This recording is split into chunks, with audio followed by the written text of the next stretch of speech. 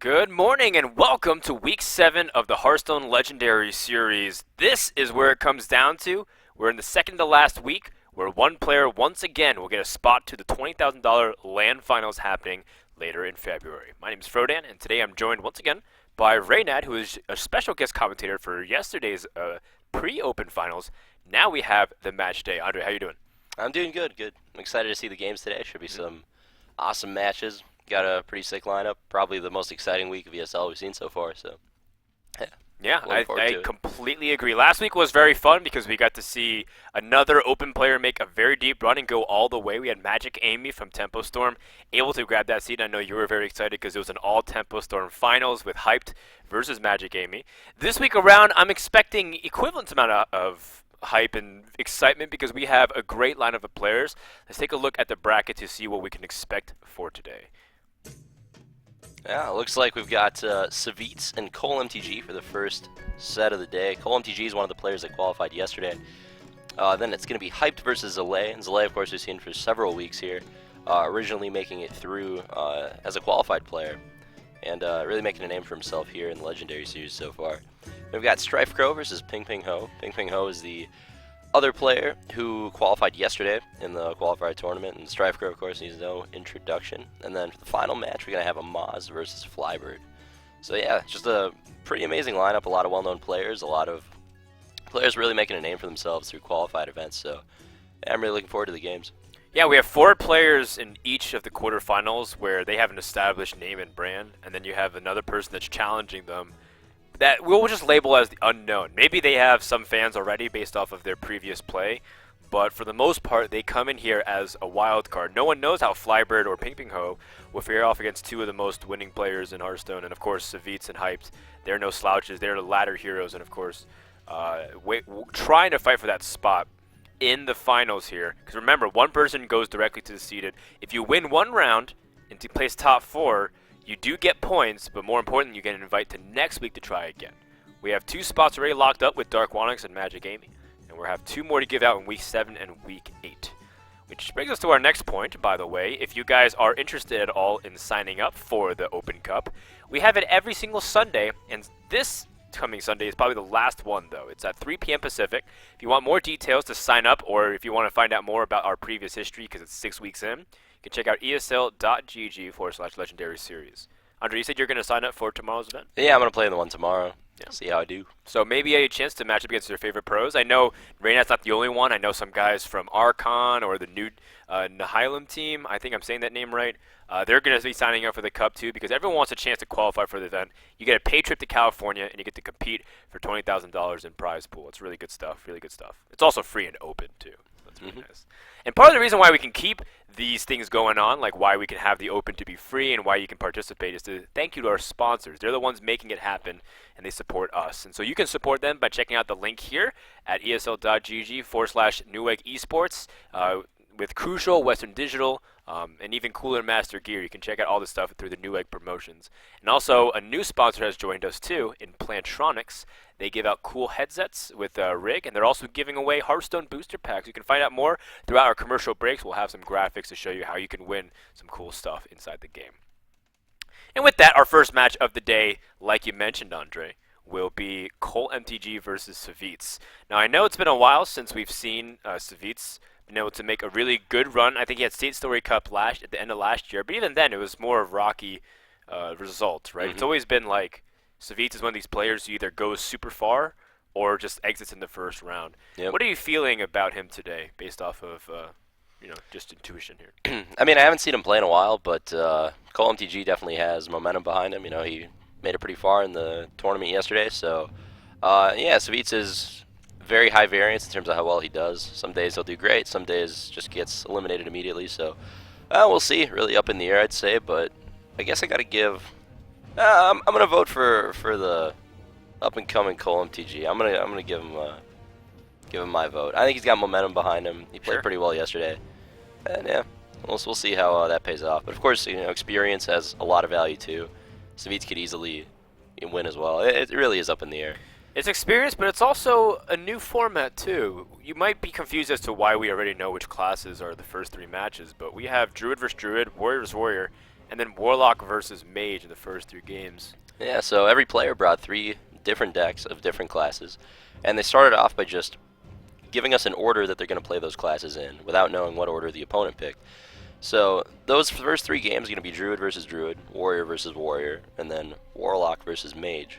And for the 4th and 5th game, to finish off the best of 5, if needed, assuming somebody doesn't 3-0, that will just be blind pick for the last 2 games. So completely up to whatever class the players feel like playing for the last 2 games. So there won't be any bans, nothing like that.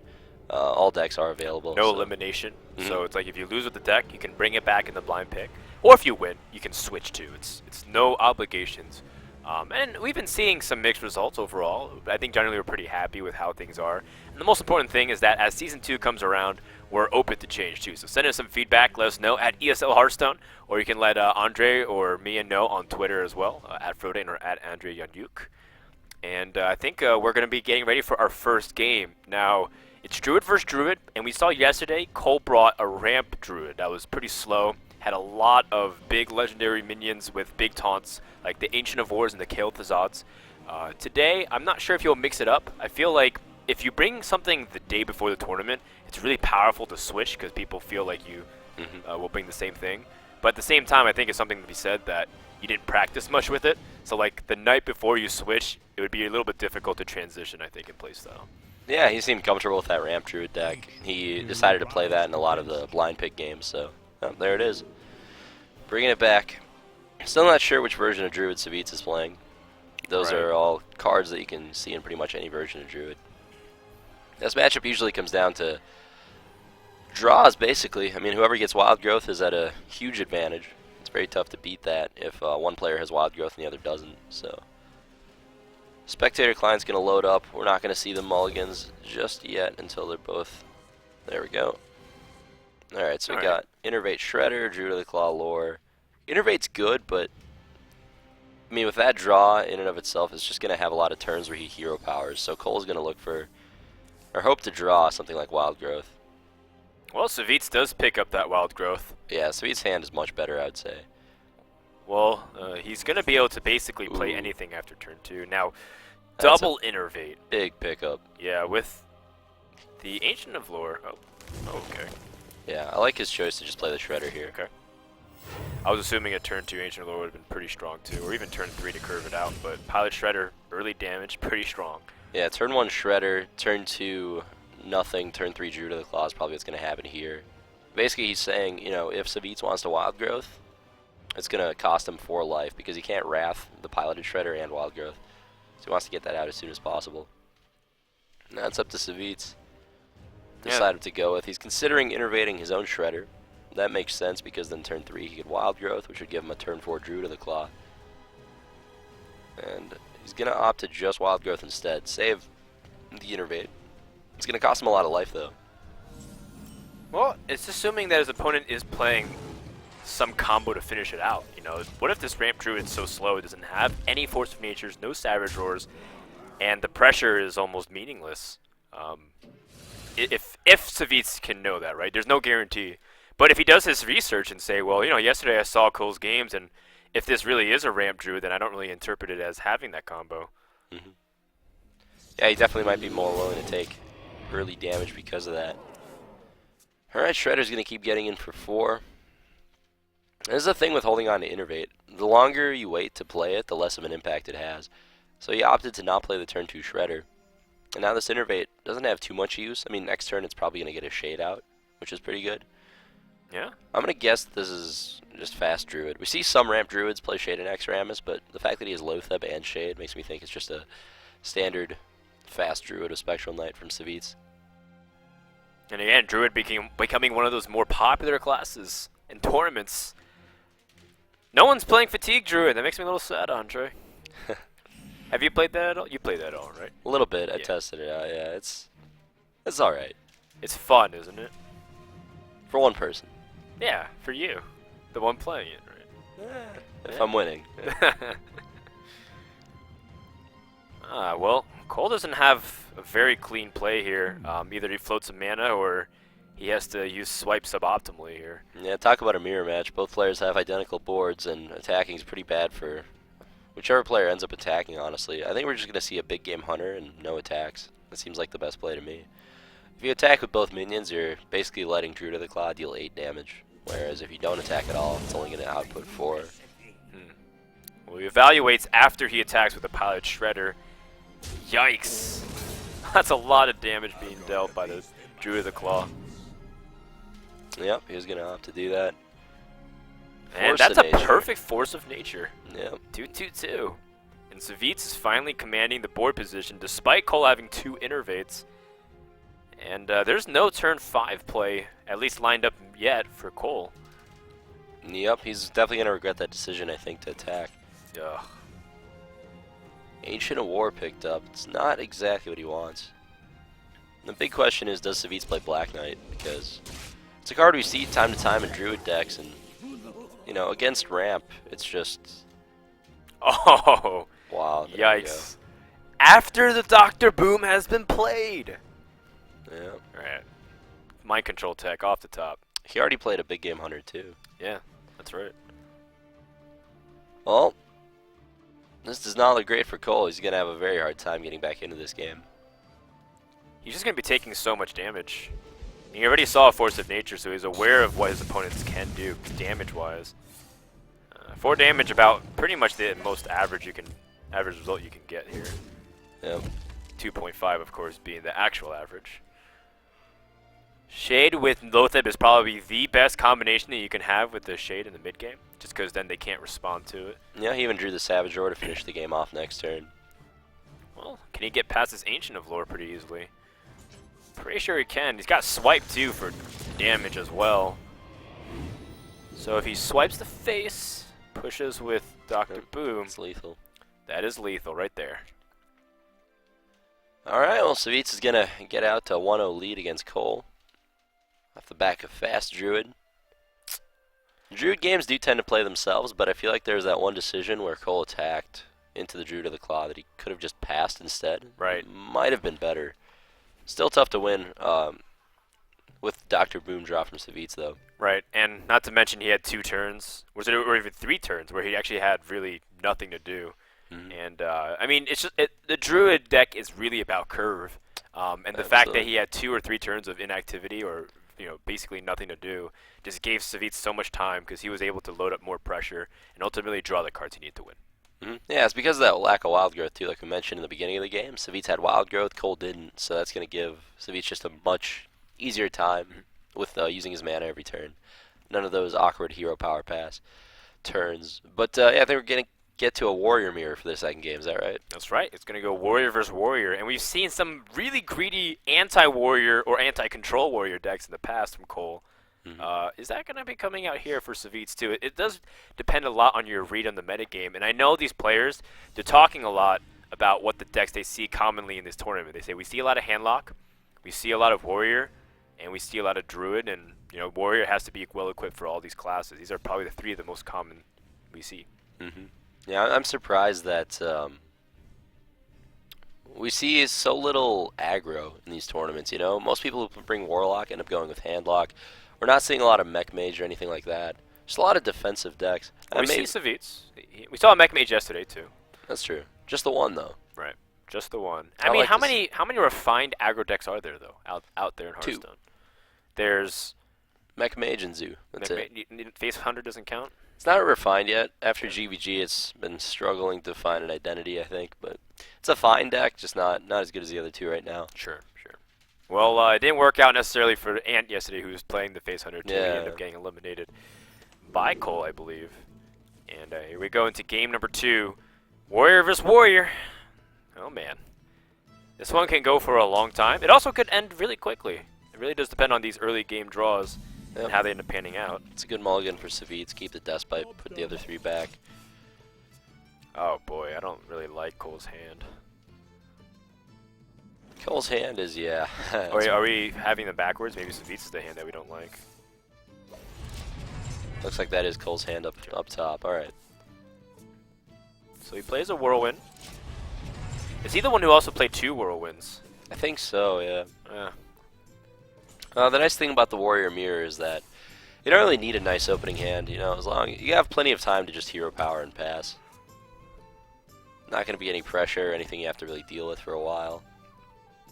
And both players just throwing out shield blocks, taking their time with it. Harrison being picked up early from Savjz is a very big deal. Harrison's one of the best cards in the matchup if you draw it early. If you draw it late game, then a lot of times it doesn't make sense to play it because it'll make you fatigue just one turn sooner. Right. And at that point it's hurting more than it helps. But drawing it early is exactly when you want it. It even kills Sludge Belcher and stuff like that on curve. Yeah, especially if you can disarm a Death Spite charge, so that way you can protect future drops like Shield Maiden. The damage done by Harrison plus the card advantage often is one of those really big swingy cards. You look at Black Knight, you look at Big Game Hunter, and Harrison Jones could definitely be up there with momentum swinging cards. Absolutely. We're just going to see some more hero power and passing from Cole. Yeah. Nothing really proactive to drop there. Alright, Armor Smith gives Savjz something to do. He didn't really want to throw out Despite. Right. So definitely, it doesn't seem like an exciting draw, but it's better than nothing. Gives him a play. And no Despite from Cole. It's going to make that pretty tough to kill. Alright. It's a Warrior Mirror, alright. Yeah. Resident Sleeper. Well, Acolyte of Pain gets picked up. I guess he could drop that. Cycle a Whirlwind later on, but he doesn't actually have one yet. I wonder if he does play Whirlwind. We're starting to see at least one in most Warrior decks. I think it's just a pretty good utility, generally speaking. Not only does it allow you to draw off the Acolyte and be able to do 1 damage, which is pretty annoying sometimes, especially if you're reaching for some of those 5 health minions. It also activates, you know, the Gromosh sometimes. Definitely. Yeah. Harrison, great draw here. It's going to, just like you mentioned, take out the Despite on 1 shard, which is going to protect the 5 health minions. It's very important in the Warrior Mirror. If you can force them to use Executes on your Shield Maidens and Shield Slams on your Sludge Belchers, that kind of stuff, it's definitely a big victory. So I think we're going to see an Execute Shield Maiden here, something like that. Maybe just a Dr. Boom. Dr. Boom would go down pretty easily, it looks like, but It gets a lot of value if the Boombots have a creature to hit. You don't really want to drop it on an empty board as much. yeah. And Yeah, I hear you. even if he did drop it on an empty board, he could... Like, it's very unlikely that Dr. Boom lives to attack anyway. Can die to Shield Slam, Execute, Big Game Hunter. He's going to have one of those cards in hand. Yeah. I mean, this matchup oftentimes is just a removal fest. That's why armor stacks pretty highly for both players. And there are so many ways to deal with this. It depends on how Cole wants to line it up. Do you value any removal over another, whether it's Shield Slam or Executes in this matchup? Depends on the board state, but usually Shield Slam is better because you're almost always going to have enough armor to enable it with Shield Maiden now. Execute's a little bit harder to get mileage out of, I'd say. So I guess it's a good chance we see a Whirlwind Execute here. The awkward thing about that is you'd have no other play. Yeah, the mana. Alright, pretty reasonable bombs. Yeah, not what Cole wanted to see. He was hoping to get lucky, have Harrison live there. Didn't pan out that way. I think we're definitely going to see an Execute, especially considering he has 2 of them and only 1 Shield Slam. And what he should do here is play a Fiery War Axe and attack. But I don't think he will. Well, because he has 2 of them, right? So Yeah, well, a lot of players. Oh, he is doing it. Ooh. Oh, I say he's not attacking. Yeah, that's going to open him up to getting Harrison. It's just, you definitely want to just use War Axe to knock out 6 armor in the Warrior Mirror, especially if you have 2 weapons.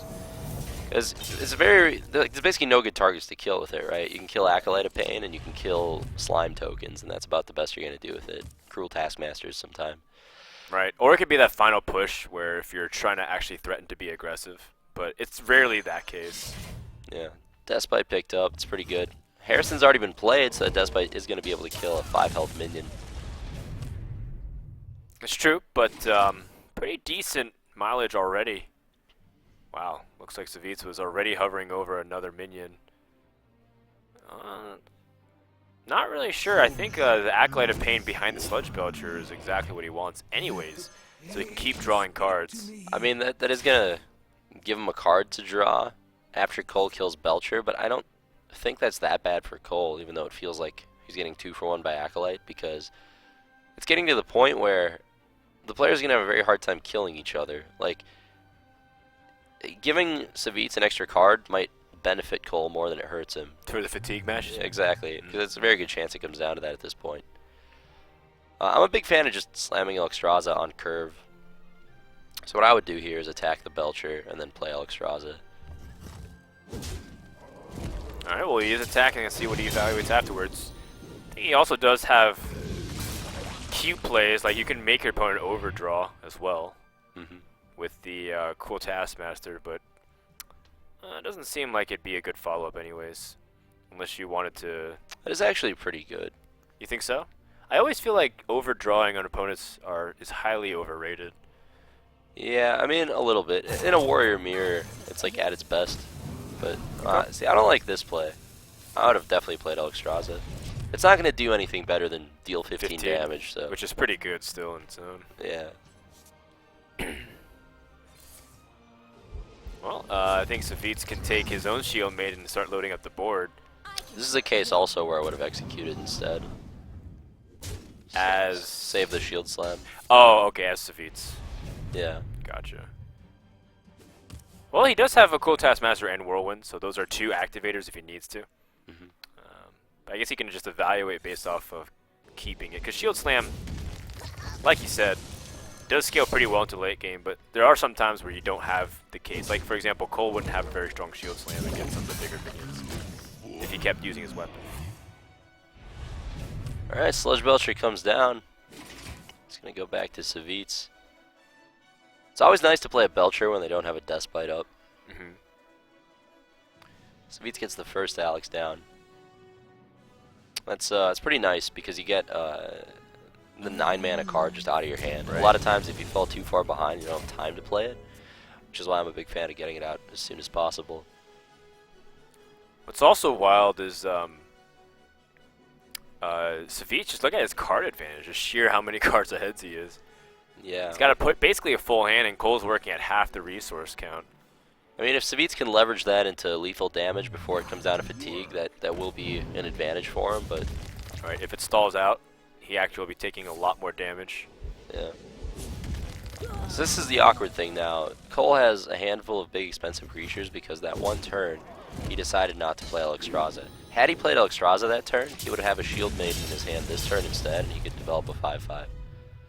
So it was like a small decision that made his draw play out a lot more awkwardly than it needed to. It's going to be a great Baron Geddon here for Savjz. That's the best you can hope to get out of that card. Yeah, not to mention it's again another threat on the board. It's a lot of damage, and I don't see an easy way to remove it. I still don't. That's still very expensive to pay that much life. Because now you're starting to get to the point where you're worried about how much health you have. You're going to be shredding the remains of your armor. Yikes! Is he dead? Is that a Deathbite in play? I think that's a cool Taskmaster. What weapon does Savjz have? A War Axe? Oh, I thought you were saying the last draw he had. Yeah, it's a Fiery War Axe, so he has 15 damage right now. I think we're going to see an attack here and then just playing the Deathbite. That's what I would do. With the Shield Maiden? Yeah. Would you not want to attack with the Deathbite so that way you can get... Oh, actually, you have a cool Taskmaster. Doesn't really matter. Yeah. I can take the hit. Yeah, you're right. Shield Maiden can take the hit. Savjz does go with that play. And this game looks very, very tough to win for Cole at this point. I don't see how he's going to come back from being this far behind. I mean, now he has to Alexstrasza himself. He's getting like half value out of it because it's only a 5 or a 6-point life swing instead of a 15.1. Right. Unless he wants to go fishing for something else. And that's just very unguaranteed. So the only play at his disposal is to attack into the Shield Maiden. The only thing he could draw off this is Shield Block, I think, to live. Shield Block into Shield Block number 2. Oh. Well, Wow. I mean... That was the only card, I think, that would have kept him alive. No, if it even still... did. Isn't he dead still? 16? No, not quite. Savjz can deal... Or no. You can do 16 this turn. Oh, my bad. I thought it was a War Axe in play, but yeah, he just played the Deathbite. Yeah. It's like, it doesn't really matter. Like, he needed Shield Block into a second Shield Block. Yeah, but he already played one. He already played one. There's no way for him to survive unless he was able to gain 1 more HP, and Savjz is up 2-0. Yeah. And that card advantage is too much. Yeah, it's a he's very far ahead. This might not even get down to the blind pick stage, honestly. Savjz wins the next game, could be over right there. It's a quick 3-0. Mage versus Warlock. And Cole brought Zoo yesterday, right? Yeah, this is a matchup that it entirely depends on which version of Mage and which version of Warlock they're playing. Mage and Warlock are the two classes where it's really impossible to tell. We see a lot of different versions of each. Some people play Mech Mage, some people play Freeze Mage, Control Mage, Mid-Range Mage. Fatigue Mage. Fatigue Mage, yeah. That would be ambitious. Yeah, Warlocks. If he brings Fatigue Mage, I'll be so happy. Because I saw him playing around with it on stream a little bit past couple days. If he brings it, I think Savjz, you're my hero. And yeah, Warlock, of course, well known as a class that can have multiple different builds. Zoo, Handlock, Demon Lock. I'm sure it is going to be Zoo or Handlock almost always. But yeah, if it's Zoo versus Mech Mage, then Zoo is heavily favored, something like 80%, I'd say. If it's like wow, that one-sided, you think? Yeah. Zoo is just the best aggro deck at beating aggro decks. And at that point, so yeah, if it's that matchup, Zoo would be favored. But it might be Freeze Mage versus Zoo. It might be Freeze Mage versus Handlock. Right. If it's Freeze Mage versus Handlock, then like Mage is favored. Echo Mage or something weird. Because Echo Mages have become more popular, especially last week when we saw Show bring it. And it had some like good games, and of course it had some games where he drew Echo and nothing on the board. So it was just like one of those weird scenarios. Let's find out what it is. Freeze Mage. No. Polymorph. Polymorph is not a Freeze Mage Giants card. Mage? Because Giants Mage has like a lot of one-offs, so like you have one Doomsayer, one Explosive Sheep, and then you have a Polymorph to remove. Polymorph is not a card we generally see. I mean, it's some sort of defensive mage, we know that. Explosive Sheep, Doomsayer. Might be Giants, might be Freeze. It's just Control Mage with Doomsayer, that's what this is. It might be kind of like Hyped Mage thing. Yeah. I don't know, it's still a little bit weird to say. I wonder if it's Fatigue Mage. Oh yeah, maybe it is. That'd be so sick. No, it probably is, right, isn't it? Because Duplicate. And the Antique Heal bots. The way you can tell it's a Fatigue Mage is through Death Lord. That's how you can find out for sure it's a Fatigue Mage. If it's not, it can just be Giants Mage that has like Molten Giants, and then as soon as you drop Molten Giants, you have Duplicate, like a heal and like a Sun Fury. If Cole draws a Leper Gnome, he wins the game right now. Oh my god! Oh my god. That doesn't look exciting, Dan, but that just won the game. On the spot. GG. And by won the game, I mean Explosive Sheep's still probably going to wreck him. What are you doing with your life? Oh my god. You could have killed the Doomsayer. Oh my god. Okay, so the play was to draw Leper Gnome. Alright, Raynat actually has left the couch. The Leper Gnome and the Abusive Sergeant was 7 damage. I'm just so sad. It's not a particularly complicated deck to play. You play Flame Imp, and then you hit him in the face for 3, and you repeat until that life total is 0, at which point you've won the game. But no. You're right. Some people play Nerubian Egg. Well, because I think he was enticed by the turn 2 4/4. Right. It's like, oh yeah, it's like this dies and I get a. Maybe that was better. I don't know. I like saving Egg against Freeze Mage because it's like the way they beat you is their AoE spells, and Nerubian Egg is protection against that. Well, I mean, this is now a Flame Strike capability with 2 Explosive Sheeps out here. Unless he wants to reduce damage immediately, because he would be taking 10 health already. That's still pretty scary. Maybe you just back-to-back ping your sheep. Yeah. Maybe even Antique Heal bot and hope that he trades into it. Because you do have Duplicate up. After you Antique Heal bot, you have 2 AoEs to follow it up, unless he has Lotheb. Yeah. I think we're going to see a life tap Leper Gnome. Abusive here. Yep, no better 2-drop drawn. So it's going to be a very good second sheep. That's probably the best scenario he could have afforded. There's no death rattles like Haunted Creeper, so the damage will stop for 1 turn. I wonder if he plays Lotheb in Zoo. It's a card that a lot of people don't play for some reason, even though I feel like it's a better 5-drop than Doomguard. Right. But yeah, that's pretty much your best card against defensive mage decks. Savjz, I feel like Savjz is pretty far ahead at this point. He's got Healbot.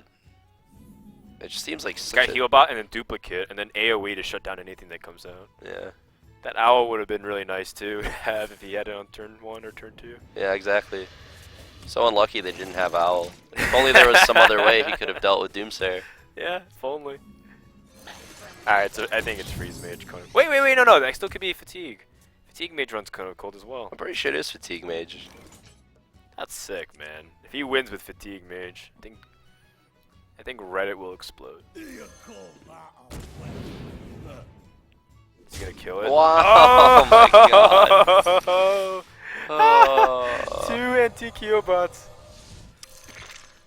You know what? I think it also has a lot to do with the unfamiliarity. I wonder how well versed Cole is against this deck.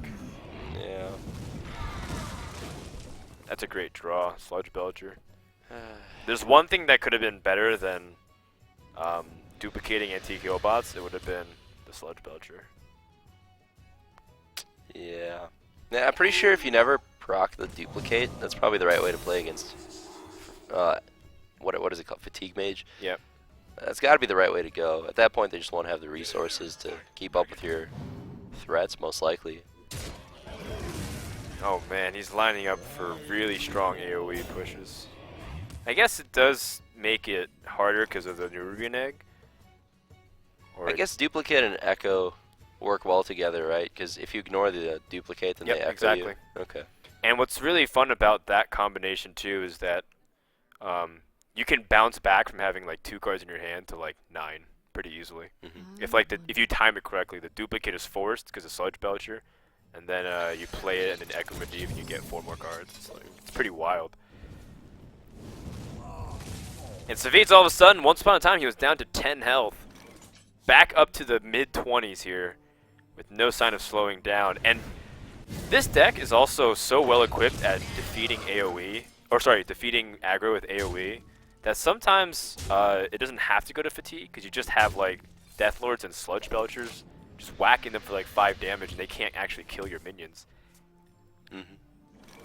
Oh, that's a cool twist. Alright, so Illuminator, it synergizes with the secret, more life gain. I wonder if he took a Deathlord out for Illuminator. Yeah, so Flame Strike's going to clear up the board.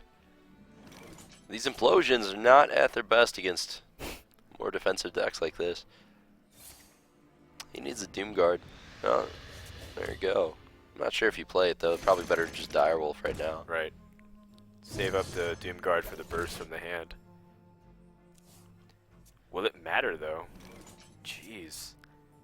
Savjz has just so much time on his hands. Yeah, not the best Kona Cold, but definitely good enough here. Nah, that's fine as long as, as long as you're safe and you're not going to be too worried on the board. He's got Polymorph for any big threat too, like this Doomguard. Yeah, I would have liked to see a life tap first here, because I think he's going to do it anyway. Oh, Implosion also makes a lot of sense. Blizzard's going to ruin his day though.